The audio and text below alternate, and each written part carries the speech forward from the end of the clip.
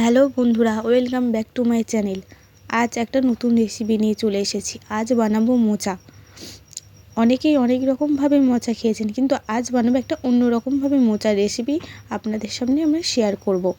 মোচাগুলোকে ভালো করে ধুয়ে কেটে নিচ্ছি। ভালোভাবে কেটে নেওয়ার পরে জল দিয়ে ধুয়ে নেব ভালোভাবে। মোচাগুলোকে কেটে জলে ভিজিয়ে রাখতে হবে কিছুক্ষণ। তারপরে এটাকে প্রেসার করে 2টি সিটি দিয়ে নেব।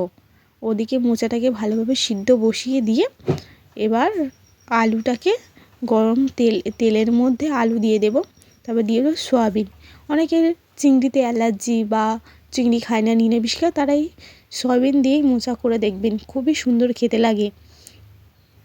একবার ট্রাই করে দেখবেন, খুবই সুন্দর টেস্ট হয়। এবার ওই সয়াবিন আর আলুটা একটু ভাজা ভাজা করে নিয়ে তার মধ্যে পেঁয়াজ, কাঁচা লঙ্কা, টমেটো দিয়ে এবার ওগুলোকে নাড়াচাড়া করে নিতে হবে। ভালোভাবে নাড়াচাড়া করে নিয়ে এই দেখুন মোচাটাকে সিদ্ধ করে নিয়েছি, কি সুন্দর সিদ্ধ হয়ে গেছে।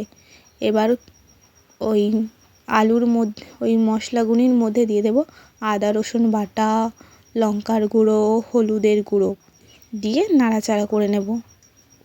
ভালোভাবে কষিয়ে নেব সবজিটাকে। তারপরে মোচাটাকে দেব। এরমভাবে একবার বন্ধুরা মোচাটা করে দেখবেন, খুবই সুন্দর খেতে হয়।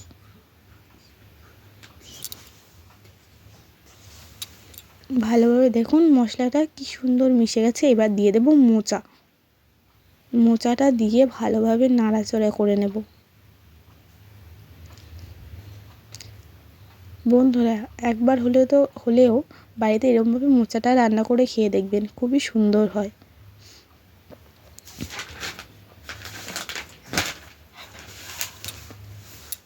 মোচাটাকে দেখো নাড়াচাড়া করে নিয়ে একটু হালকা চিনি দেবেন।